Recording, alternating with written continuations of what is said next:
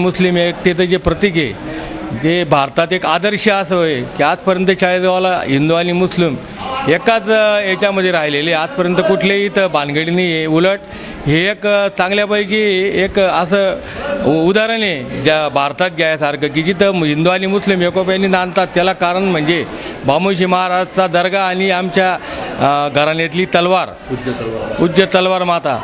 आज 750 वर्षाची जी परंपरा आहे तर आमचं याच्यामध्ये एकच आहे की आता याच्यासाठी शासनाने आम्हाला थोडीशी मदत दिली पाहिजे। आजपर्यंत आम्ही आमच्या कुटुंबियांतर्फे याचा सर्व विकास केलेला आहे, करत आलेलो आहोत, पण याच्या पुढे जर शासनाची आम्हाला आणखी मदत मिळाली तर आम्ही याच्यात चांगल्यापैकी याच्यात आणखी येऊ शकू। आणि एक जागृत स्थान असे की इथं आज भारतातलेच नाही तर गल्फ कंट्रीमधून सुद्धा भरपूर लोक येतात। प्रत्येकाला काही ना काही अनुभव आलेला आहे आणि एक जागृत स्थान आहे। ह्या वाड्यामध्ये हे जागृत स्थान असल्यामुळे ह्या वाड्याचं एक वेगळं पावित्र्य आहे आमच्या देशमुख वाड्याचं। हे एक मला आवर्जून नमूद करावं असं वाटतं।